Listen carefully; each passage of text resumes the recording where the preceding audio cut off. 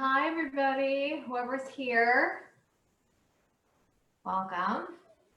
We're gonna do some cheesecake stuff today, and also talk a little bit about the upcoming holiday of Shavuot, which I cannot believe is already here. And for those of you who have experienced Shavuot and have come to our Chabad events before or anywhere else, you know that Shavuot is traditionally the dairy holiday, and we get to celebrate with traditional dairy foods. It's not like a mitzvah, like eating matzah, but it's traditional. And I think that we will just like explore a little bit about why Shavuot is a holiday when we eat dairy food, foods made with milk. Of course, if you're vegan or whatever, milk substitutes. But we're gonna have a little fun here with a very simple and easy cheesecake recipe that I adapt and turn it into different flavors just using one simple batter. And I thought it'd be fun to do it together with you guys. So let's first talk about what is Shavuot for just a couple minutes. What this has to do with especially women and feminine energy, and what all this has to do with milk and dairy, and what's all that about. So Shavuot, like statistics show us that in American culture, Passover gets all the attention, right? So it's like I think 78% or something of American Jews attend to Seder. Women's has got their Passover aisle ready like 4 months in advance. Like everyone's got a Seder. Passover gets all the attention, but then you have all these people who never heard of Shavuot, let alone celebrate it. And why? Why is Shavuot so much more of an obscure holiday when essentially Shavuot has only got Judaism altogether, right? It's celebrating the day that the Jewish people stood at the foot of Mount Sinai and received the Torah as a gift from God, right? The story of Moses going up the mountain and coming down with the 10 commandments and the other 613 mitzvot. And it's the day that the Jewish people became the Jewish nation with all the fanfare. And that's when the Jewish people became, got their mandate as a Jewish people to enter a relationship with God and transform the world. It seems like so essential and so pivotal, and yet it gets so little attention. So why is that?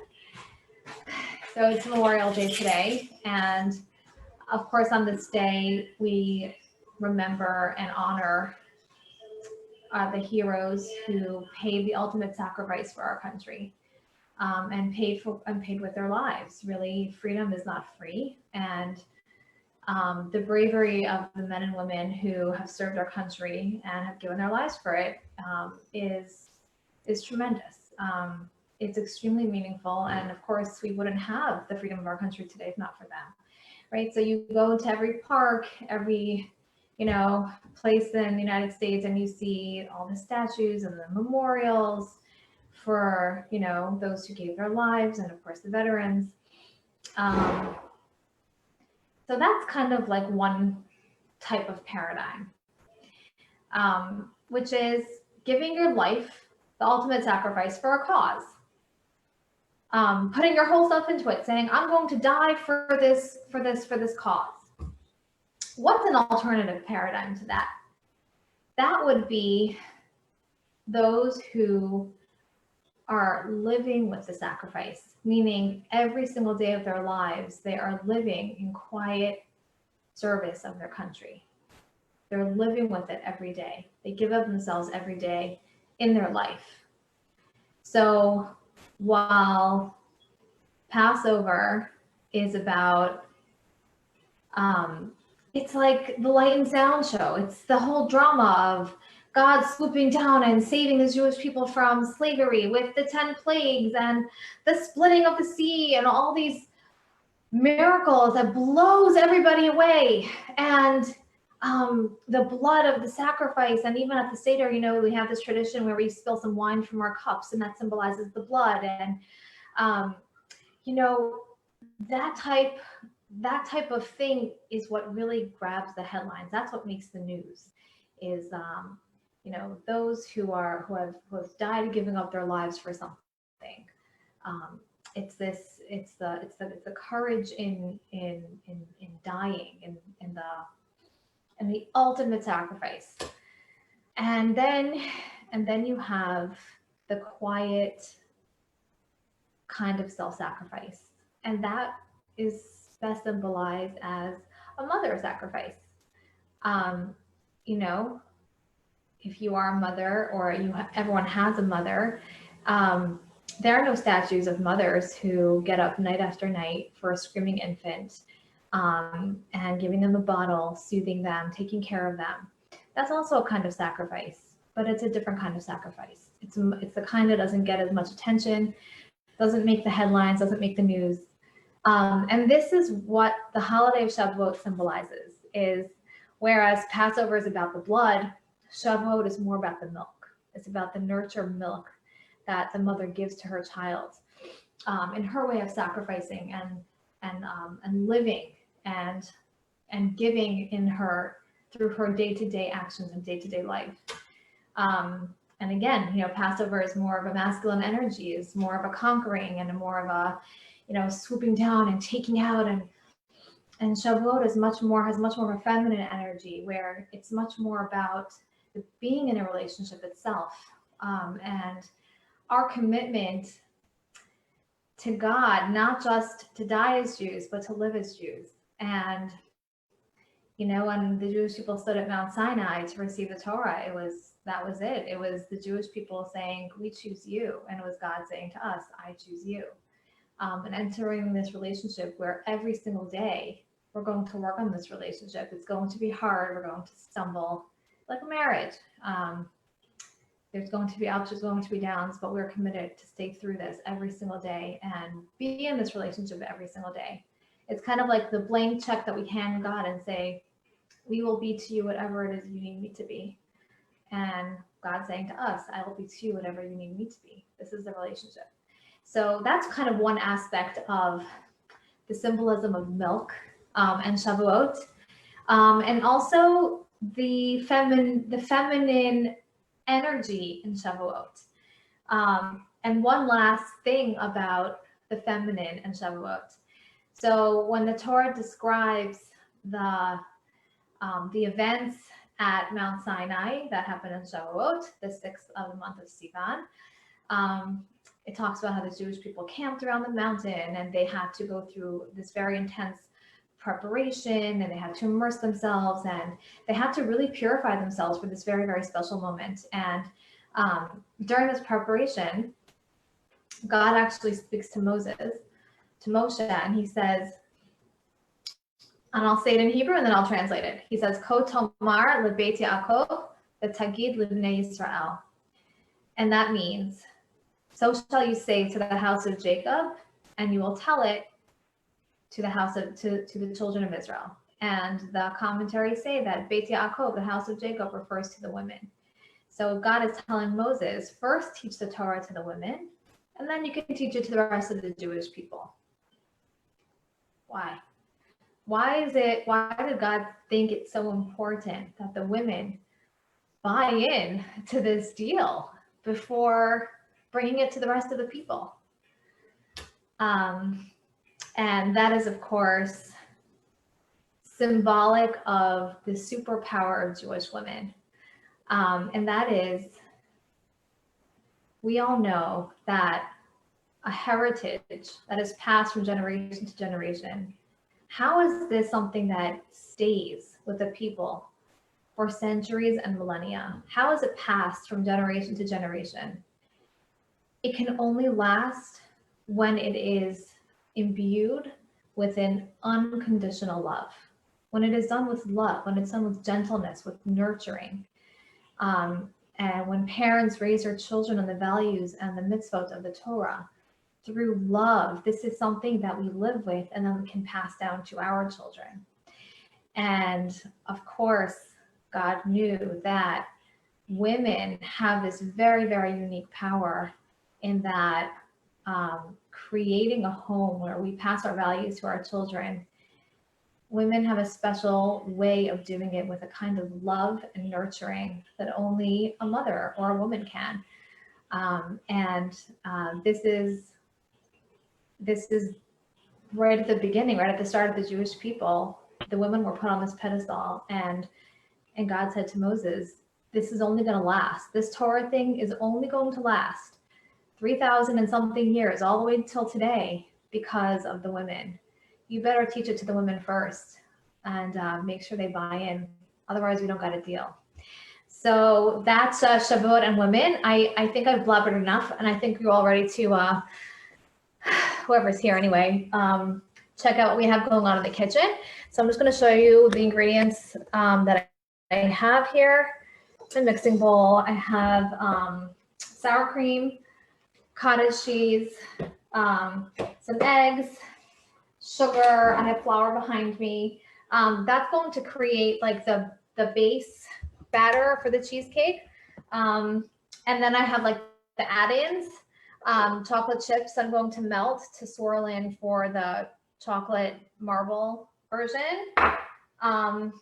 I've got a lemon so we can zest some of it and do like a lemony cheesecake, which we'll top with blueberries after it's baked, and that's like totally delicious.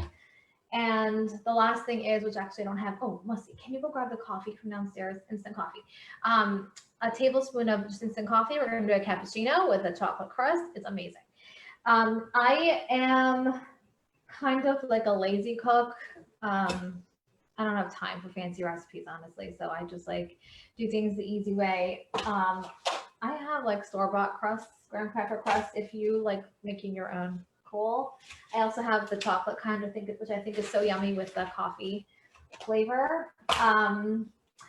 And we're going to get started. I think this recipe is a little bit unique because most American style cheesecakes anyway, the base is all made out of cream cheese.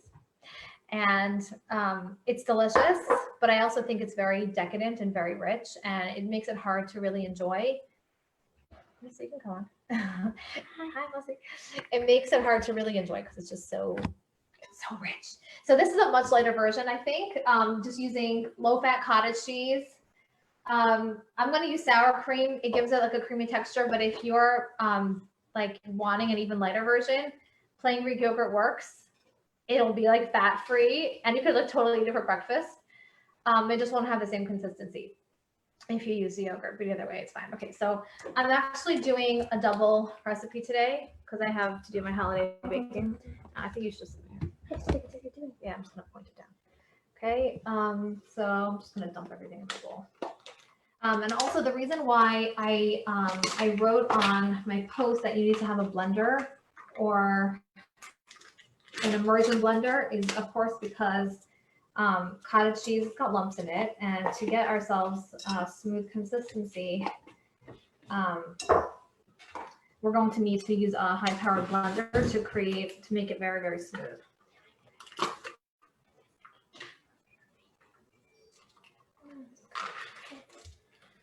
Or you know what you do? Look, close your screen from this content from second camera. I see them.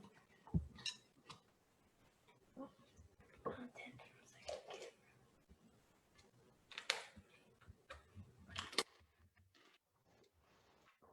camera. Okay, so I've got here 2 pounds of sour cream, 2 pounds of cottage cheese because it's double recipe.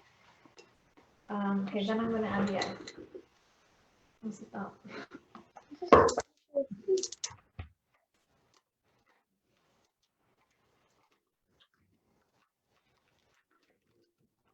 Yep. Making a chocolate. Yeah, you know what, we'll see. We're going to stick this dish of chocolate chips in the oven to melt in the meantime. Thanks, Mussi. And then we're going to combine that a little bit later. Okay. Sugar in.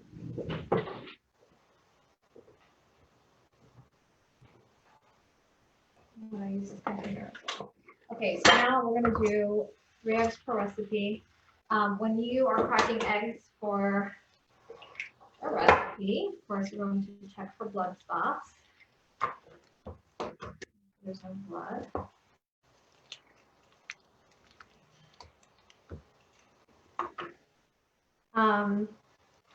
By the way, on my screen, it's not Facebook Live. So if you're typing in stuff for me to read, I can't actually see. Okay. But Lucy's gonna go to the other computer.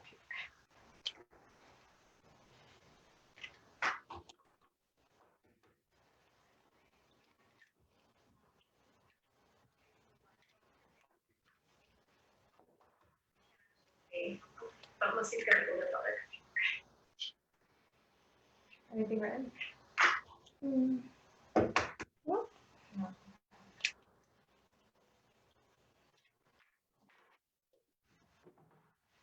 All right, here's eggs. Just double. Okay, we're gonna do now the sugar. Let's see, I need another bread and sugar. Double. Right. Okay, we're gonna do that downstairs with you and bring the sugar.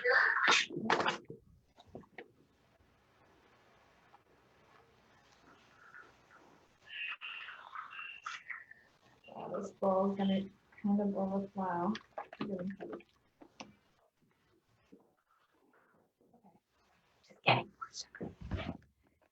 Now we add a little bit of flour, third of a cup. Cottage cheese is obviously more watery than cream cheese, so to absorb the extra moisture, a little bit of flour in this batter. If you are gluten-free, just do gluten-free flour, substitute for that. That works fine.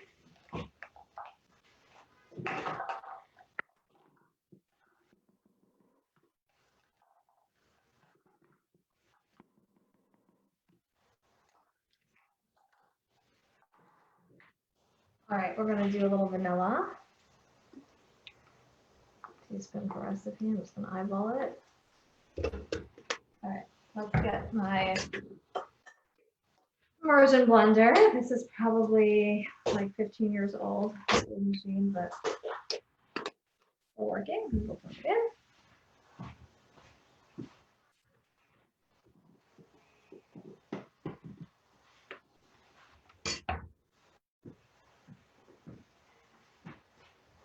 Oh, thanks.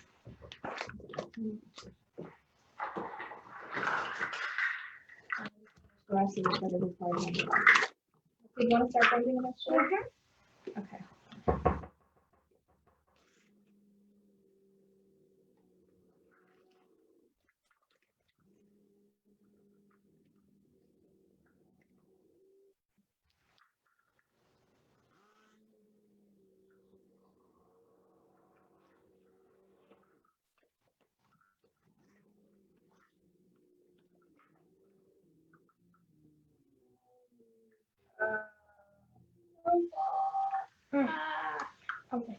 All right, I'm gonna go find a bowl. I can't actually take it out. Okay, I'm finding a bowl.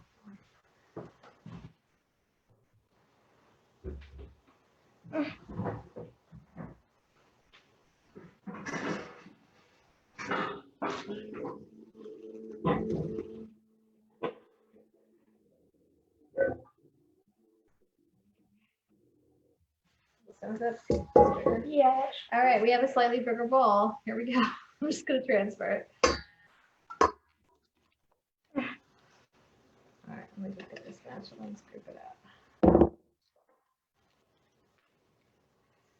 It's a pretty bowl, just not quite big enough for all this cheesecake we're making. There we go.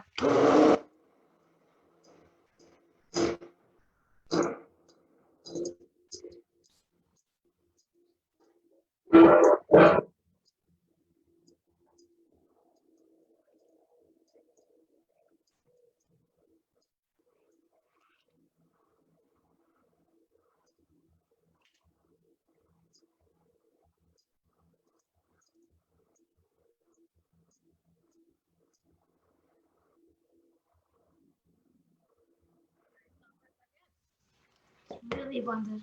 Okay, well, you want to do a little more so that no lumps left.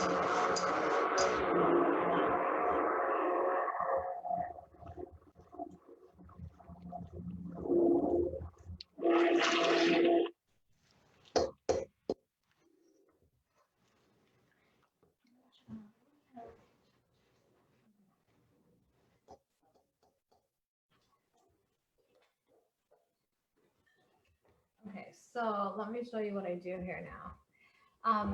Each of these recipes makes 2, if you have the store-bought kind of graham cracker crust, this recipe is actually going to fill up 2 pies. Or it makes 1 large cheesecake if you're using like, I think this is a 9-inch or a 10-inch springform pan. So I'm going to do it both ways. Since I have a double recipe, I'm going to put half the batter using one of these pans, and then the other half the batter I'm going to use 2 chocolate crusts. So here's what I do, because again, I'm so lazy and I have no patience. I'm just going to take the springform pan and like literally dump the cracker crust in it and then smush it down with my fingers.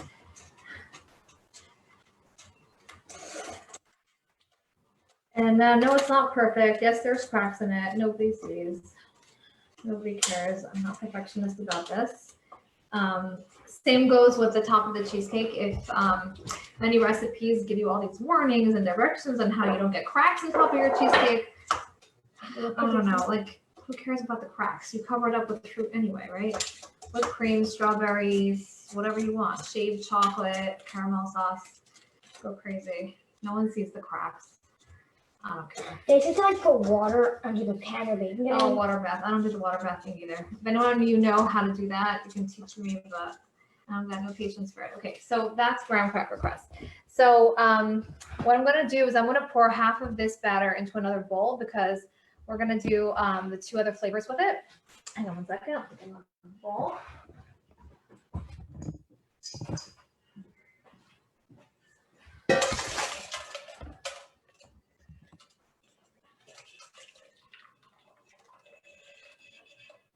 Okay, so that's about half. A little bit more. Okay, die. Okay, so what we're going to do is just add a little bit of lemon to give this yummy lemon flavor. This is also amazing, this batter, just plain. So if you like plain vanilla cheesecake with fresh fruit over it. Yeah, I don't even have a zester. I'll just scrape it with a serrated knife.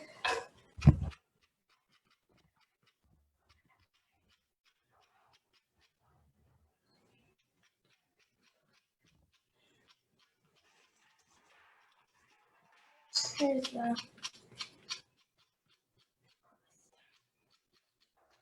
I want chocolate chips. All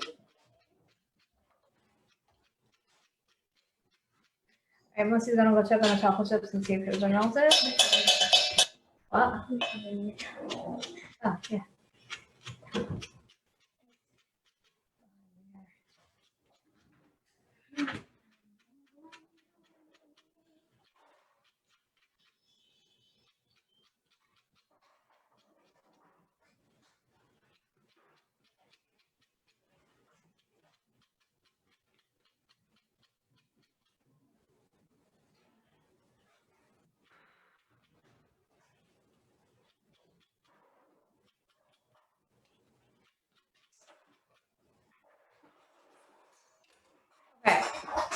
So I've done about 1 lemon's worth. All the zest is off. It's nice and in the bowl. Just go ahead and run this up.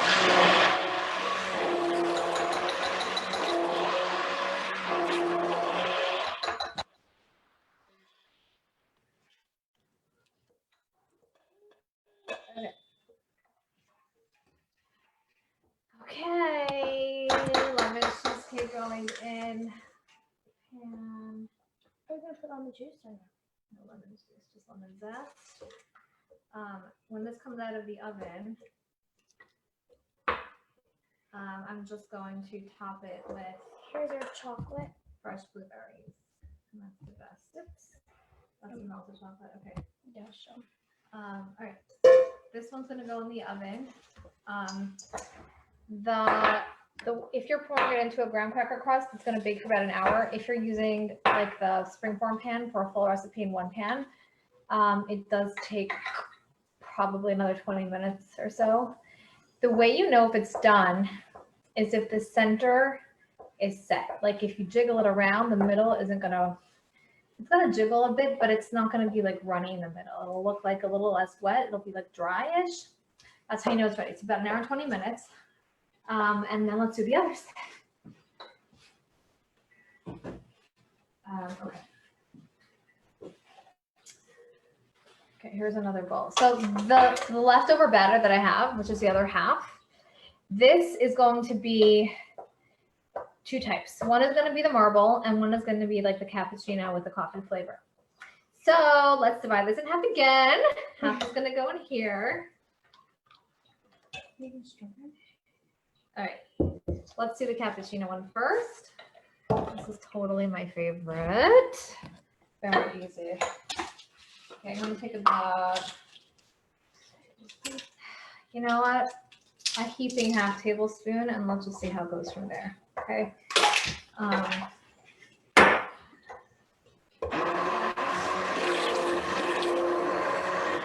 I don't dissolve it in water. I just put the granules straight into the cheesecake mixture. And then if you have a blender, it just gets really smooth.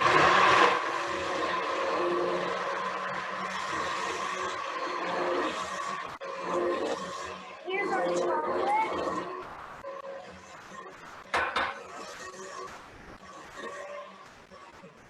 Okay, people, you know, I realized there's not a tablespoon. We're going to add some more coffee.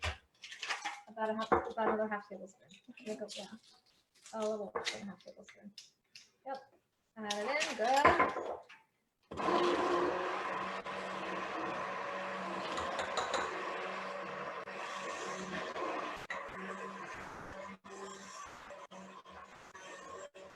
Okay. Bam. Done. It's like a dark, more brownish this time. Delicious. It's really good. Chocolate. Keeping it in. Yeah, these two I'm gonna just keep in the pies because the recipe makes two pies. So we're gonna do one cappuccino and one marble. Okay, so pour this into the chocolate pie crust. Just this.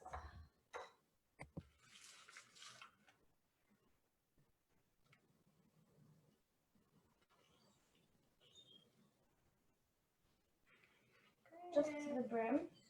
Oh, let's take chocolate. Okay, there's the coffee one going in the oven.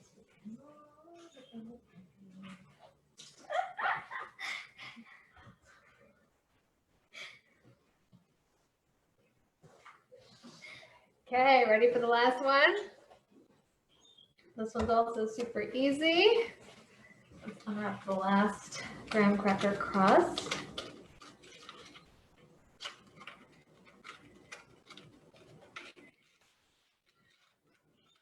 Okay, now what I'm going to do is this. This is the rest of the plain batter. I'm going to pour in like, I don't know, 2/3 of it. Okay, and then the rest that's left in here, we take, where's my spatula?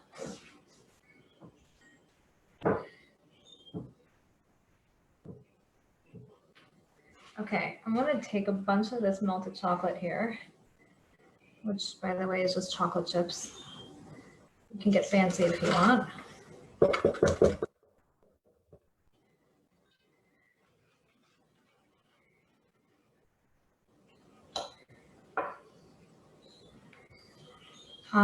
There's probably like 1/3 of a cup of chocolate in here. I'm going to combine it together. It's the melted chocolate with the rest of the cheesecake batter. You want to drizzle it? Sure. Okay, I'll drizzle it. Drizzle it. You'll saying drizzle it into the white mixture. Oh. Yeah. I see. Okay. Ooh, yum. Okay. Looks like a Chocolate. chocolate mixture. Okay. Now drizzle it in a swirl pattern around. Carefully. Pour it. Oh, it's sinking to the bottom. That's okay. Keep going. Keep going.